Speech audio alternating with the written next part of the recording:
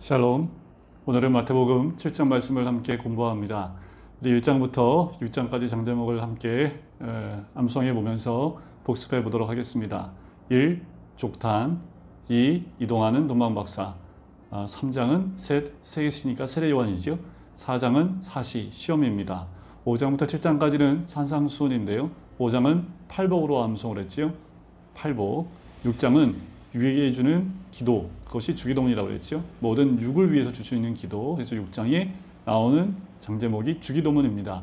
자, 7장에 나오는 장제목은 황금률인데요. 7장도 산상수훈 가운데 맨 마지막 장에 위치하는데 그 중에 좀 우리가 기억해 둬야 될 가장 핵심되는 말씀이 황금률입니다. 그래서 이 7장은 황금 칠하는 장 해서 황금률, 황금을 칠하는 장. 그래서 7장은 황금률로 외우시면 됩니다. 자, 우리 7장을 한번 들어가 볼까요? 7장의 내용에 1절에 우리가 기도하며 들어야 될 굉장히 중요한 말씀이 1절에 등장을 합니다. 요즘 시대에 우리가 특별히 조심해야 될 부분이 이 부분이지요. 자, 비판을 받지 아니하려거든 비판하지 말라라고 시작을 합니다. 자, 그런데 5장과 6장 산상수훈 가운데 앞에 2장과 이 7장은 좀 기준이 다르다는 것을 좀 볼 필요가 있습니다. 5장과 6장은 하나님 백성이 지녀야 할 생활 원리를 제시를 합니다.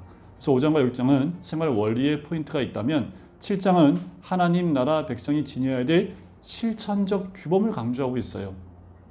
그래서 실천적 규범의 첫 번째 가운데가 뭐냐면 비판하지 말라는 겁니다. 우리가 쉽게 남을 비판하는데 비판을 받지 아니하려거든 비판하지 말라라는 거지요. 우리가 서로를 비판하다 보면 그 비판을 자기가 받을 수밖에 없기 때문에 그렇습니다. 그래서 우리 주님께서 어떠한 예를 드시냐 하면 3절에 이렇게 나옵니다. 어찌하여 형제의 눈 속에 있는 티는 보고 내 눈 속에 있는 들보는 깨달지 못하느냐라고 말씀을 하십니다. 자, 그러면 4절에 뭐라고 하십니까? 보라, 내 눈 속에 들보가 있는데 어찌 형제에게 말하기를 나로 내 눈 속에 있는 티를 빼게 하라 하겠느냐라는 겁니다. 근데 들보가 뭔지 아시지요? 들보는 기와집 가운데 천장을 중심을 잡아주는 굉장히 큰 나무가 들보입니다. 티는요, 그 들보에서 가시랭이 하나 나오는 게 티지요. 자, 이 들보 얘기와 티 비유를 하면서 네 눈 속에 들보를 깨닫지 못하고 형제 눈 속에 있는 티를 보느냐, 또 그 티를 빼주겠느냐라고 말을 하는 겁니다. 참 아이러니하지요. 왜 아이러니하냐면 형제 눈에 티가 보인다는 것은 내 눈에 뭐가 있다는 겁니까? 들보가 있다는 겁니다. 들보가 내 눈에 있는데 남의 눈에 있는 티를 볼 수 있을까요? 그런데 그럴 수 있다는 겁니다. 자, 남의 눈에 있는 티가 안 보이는 사람이 어떤 사람이에요? 자기 눈에 들보가 없는 사람입니다. 자, 이것이 굉장히 중요합니다. 우리 신앙생활 가운데 하나님 백성이 지녀야 될 실천적 규범 중에 하나입니다. 내 눈에 들보를 먼저 봐야 된다는 거지요. 그 들보가 발견되는 순간 남의 눈에 있는 티가 보이지 않습니다. 우리가 꼭 기억하셔야 될 건 뭐냐면 그래요. 형제의 눈에 있는 티가 보인다는 건 내 눈에 들보가 있다는 거지요. 여기서 들보라는 건 큰 것을 의미하는데 율법의 기초인 사랑하라, 용서라와 같은 큰 계명을 뜻한다고 할 수 있겠다면 티는 뭐예요? 장로들의 유전 중에서 가장 작고 세미한 조항을 이 티라고 할 수 있는 거지요. 밑에서 말씀하시는 겁니다. 사랑하라, 용서라는 걸 실천하지 못하면서 장로의 유전 한 가지를 잘못했다고 그것을 집어낼 수 있다면, 비판하고 있다면 내 눈 속에 있는 들보 먼저 빼내라 라는 주님의 음성입니다. 여러분, 우리가 누군가를 비판할 때 먼저 돌아봐야 될 것은 내 안에 들보가 있지 않은지를 볼 필요가 있습니다. 특별히 형제의 눈에 티가 보이기 시작한다면 분명한 건 내 눈에 들보가 있다는 거지요. 자, 그러면서 7절에 넘어가면 기도의 원리에 대한 부분을 우리에게 알려주십니다. 7절에 보시면 구하라, 그리하면 너희에게 주실 것이요, 찾으라, 그리하면 찾아낼 것이요, 문을 두드리라, 그리하면 너희에게 열릴 것이니 구하는 이마다 받을 것이요, 찾는 이는 찾아낼 것이요, 두드리는 이에게는 열릴 것이니라. 기도의 원리입니다. 그런데 이것을 기도의 원리에만 적용한다면 우리가 원하는 것을 기도해서 얻어내는 것으로 우리가 이 말씀을 적용할 수 있습니다. 그것이 틀렸다라고 말씀드리는 것이 아닙니다. 그런데 왜 이 말씀을 드리냐 하면 구하라, 찾으라, 두드리라는 이 부분, 기도의 원리가 지금 산상수훈의 거의 결말 쪽에 있다는 겁니다. 그러면 우리가 무엇인가를 구하고 찾고 두드리는 내 것을 위해서 구하는 것일까요? 그렇다면 이 기도의 원리가 굳이 산상수훈의 맨 마지막에 위치할 필요가 있었을까라는 거예요. 이것은 기도의 원리에만 속한 것이 아니라는 것을 깨달아야 됩니다. 자, 6장 33절에 보면 너희는 먼저 그의 나라와 그의 의를 구하라고 했지요. 그래, 무엇을 구해야 됩니까? 내 것을 구하기 이전에 먼저 그의 나라와 그의 의를 구하고 찾고 두드려야 된다는 것을 의미합니다. 이 말씀을 이해하려면 더더욱 산상수훈의 이 말씀의 위치일 뿐만 아니라 우리가 5장과 6장을 지킬 수 없는 죄인의 존재라는 것을 우리가 5장과 6장에서 깨달았다면 우리가 무엇을 구하는 사람이 되어야 되냐 하면 11절 끝부분에 보면 너희 아버지께서 구하는 자에게 좋은 것으로 주시지 않겠느냐라고 말씀하시지요. 여기서 좋은 것은 무엇일까? 같은 말씀이 적혀있는 누가복음 11장에 보면 이 좋은 것을 성령으로 이야기합니다. 그러니까 우리가 구하고 찾고 두드려야 될 것이 무엇이라고요? 성령을 구해야 된다는 겁니다. 왜냐하면 우리는 이 산상수훈의 말씀을 단 하나라도 지켜나갈 수 없는 죄인이기 때문에 성령이 나와 함께 하지 않으면 이 말씀대로 순종할 수 없기 때문에 우리가 성령을 구하면 우리 하나님이 주시겠다라고 말씀을 하고 있는 거지요. 무엇을 구하고 무엇을 찾고 무엇을 두드려야 됩니까? 우리가 원하는 것이 아닌 주의 나라와 의를 위해서 그리고 이 모든 것을 지켜나가기 위해서 성령을 구하는 자가 되어야 되는 거지요. 그러면 우리 하늘의 아버지께서 이 성령을 주시지 않겠느냐라고 말씀을 하는 겁니다. 자, 구하라는 것은 이런 의미가 있어요. 아무것도 할 수 없다는 자기 부족의 인식에서부터 구하는 것이 출발이 되는 거고요.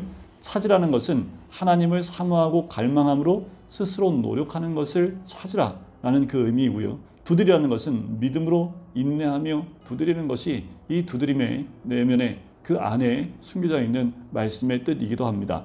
자, 그리고 난 다음에 이제 산상수훈의 마지막 결론이 황금률로 끝을 맺게 됩니다. 12절 말씀인데요. 이 말씀으로 황금률, 이 산상수훈은 결론을 맺게 돼요. 그러므로 무엇이든지 남에게 대접을 받고자 하는 대로 너희도 남을 대접하라. 이것이 율법이요 선지자니라 라고 얘기를 하지요. 자, 대접하라는 것이 이 황금률의 핵심입니다. 대접하라. 자, 우리 예수 그리스도가 대속물로 대접하러 오셨다와 상통이 되지요. 우리 예수 그리스도께서 우리를 대접하시는데 어떻게 대접했어요? 십자가로 대속물로 대접해 주신다는 말씀과 그것을 위해서 오셨다는 말씀과 상통이 되는 겁니다. 결론은 뭡니까? 주님의 십자가입니다. 대속물입니다. 그렇게 우리를 대접하시기 위해서 이 땅에 오셨음을 결론적으로 이야기하고 있다라고 보시면 이 황금률, 그 황금률의 의미를 알 수 있고요. 실제로 우리의 삶 가운데 남에게 대접받고 싶은 대로 남을 대접하는 것이 황금률이겠지만 우리 주님은 이 땅에 오신 이유는 우리를 대속하기 위해서 그렇게 대접하기 위해서 오셨다는 것을 꼭 기억하셔야 됩니다. 자, 이후에 나오는 13절부터 뒤에까지 나오는 그 말씀은요. 이제 선택입니다. 뭐냐 하면 13절에 좁은 문으로 들어가라고 얘기하지요. 멸망으로 인도하는 문은 크고 그 길이 넓어 그리로 들어가는 자가 많다. 자, 좁은 문과 넓은 문이 있습니다. 뭐가 좁은 문이고 뭐가 넓은 문일까요? 중요한 건 좁은 문은 생명으로 인도하는 문입니다. 그런데 그 좁고 길이 협착하여 찾는 이가 적은 문이 이 좁은 문입니다. 그리고 이 넓은 문은요. 크고 넓기 때문에 들어가는 자가 많은 문입니다. 좁은 문이 뭘까요? 그 좁은 문은 많은 사람이 찾지 않는 문, 생명으로 인도하는 문, 말씀을 선택해 가는 문입니다. 그 문은 우리 주님이 우리에게 알려주신 말씀에 따라 순종하는 문이 되겠지요. 많은 사람들이 그 말씀을 따라가느냐? 보면 그렇지 않은 것을 발견할 수 있습니다. 우리가 오늘도 우리에게는 좁은 문과 넓은 문이 놓여져 있습니다. 분명한 것은 말씀대로 순종하는 문과 세상을 따라가는 문이 열려져 있고요. 우리에게는 포용하고 사랑하고 용서하는 문이 좁은 문이 있고 남을 비판하고 판단하는 문이 있습니다. 우리에게는 말씀에 비추어진 그 문, 좁은 문을 선택하는 게 그렇게 쉬운 일이 아니겠지요. 협착한 길입니다. 그런데 우리 주님은 좁은 문을 선택하라. 왜요? 그것은 생명으로 인도하는 문이기 때문에 그렇습니다. 거짓 선지자와 참 선지자에 대해서 15절에 이야기하는데 바로 좁은 문으로 인도하는 선지자가 참 선지자가 되겠지요. 넓은 문으로 인도하는 선지자가 거짓 선지자가 될 것입니다. 거짓 선지자와 참 선지자를 분별할 수 있는 방법 16절 앞부분에 나오죠. 그들의 열매로 그들을 알지니. 20절 끝에도 나오죠. 그들의 열매로 그들을 알리라 라는 겁니다. 좋은 나무는 좋은 열매를 맺게 되어 있습니다. 나쁜 나무는 나쁜 열매를 맺게 되어져 있습니다. 우리가 이 땅 가운데 무슨 열매를 맺어야 합니까? 당연히 성령의 9가지 열매가 되겠지요. 우리가 이 땅 가운데 참 선지자로 하나님 말씀에 순종하는 자로 나아갈 수 있는 방법, 바로 하나님 성령의 열매, 또 팔복과 같이 주님의 성품을 닮아가는 열매를 맺는 것. 우리 주님 말씀하십니다. 열매로 알리라. 우리가 주님 주신 산상수훈의 말씀을 통해서 열매를 맺는 것, 그 열매만이 참 선지자의 길로 갈 수 있는 유일한 방법이겠지요. 어떻게 알 수 있습니까? 선지자를 어떻게 알 수 있어요? 열매로 아는데 바로 21절에 가면 끝에 이렇게 나옵니다. 내 아버지의 뜻대로 행하는 자야 된다라는 거지요. 내 아버지의 뜻대로 행하는 자, 그 자야말로 참 선지자라는 겁니다. 나더러 주여 주여 하는 자가 아니라는 겁니다. 다 천국에 들어갈 수 없어요. 아버지의 뜻대로 행하는 겁니다. 주의 이름으로 무엇을 했다, 무엇을 했다, 이게 소용이 없다라는 거예요. 주의 이름으로 행한 것이 중요한 것이 아닙니다. 주의 이름으로 무엇을 했다라는 것이 중요한 것이 아니라 말씀에 순종하여 아버지의 뜻대로 살았느냐 아니었냐가 중요하다라는 겁니다. 여러분, 오늘 하루의 삶도 마찬가지입니다. 우리가 주님이 말씀하신 삶을 살았느냐 아니냐가 중요한 거예요. 오늘은 나는 어떠한 삶을 살았습니까? 주여 주여 하지만 하나님의 뜻이 무엇인지 분별하여 그 뜻대로 살았습니까? 그 뜻이 무엇이에요? 우리 예수님 말씀하신 산상수훈에 나와 있는 그 말씀이겠지요. 자, 그 다음에 나오는 또 하나의 예가 있습니다. 24절에 나오는 건데요.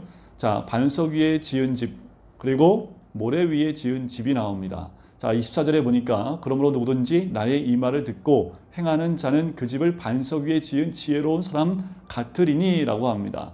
여러분들 보세요. 누가 반석 위에 지은 지혜로운 사람입니까? 우리 주님의 말씀을 듣고 행하는 자입니다.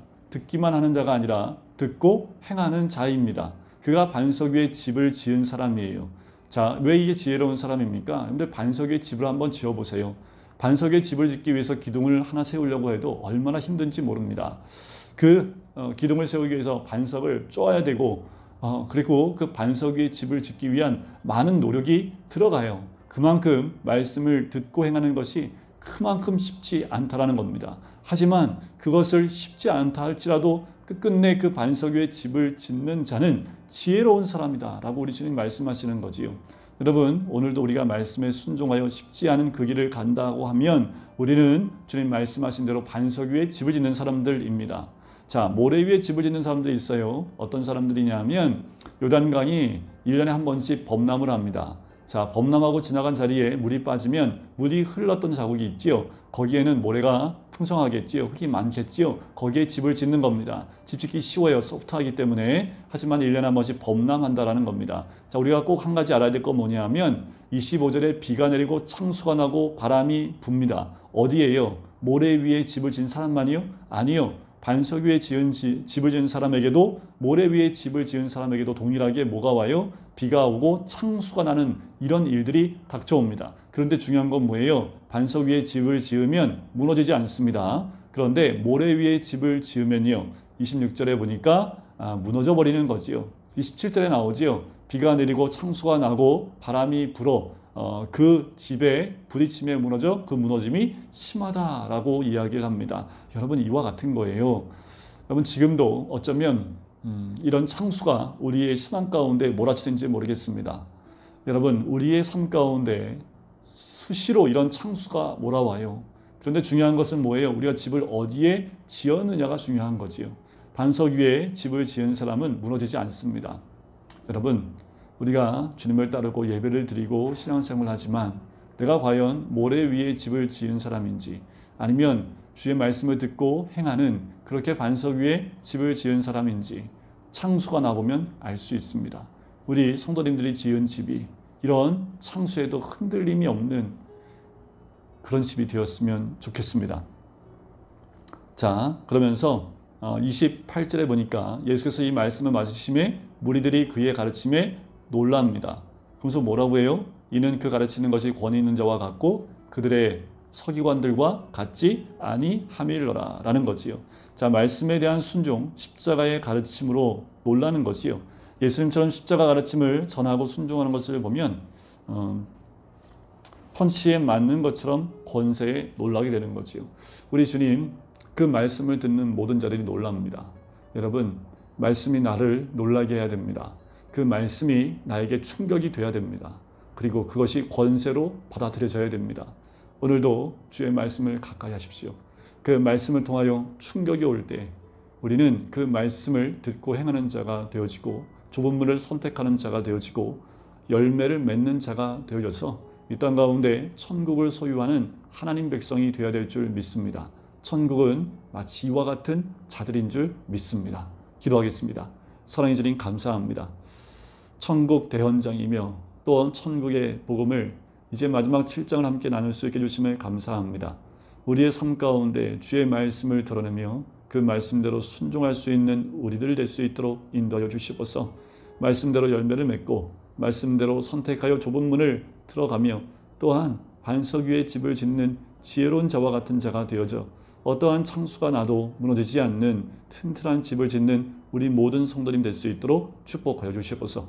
감사드리며 예수 그리스도의 이름으로 기도드립니다. 아멘.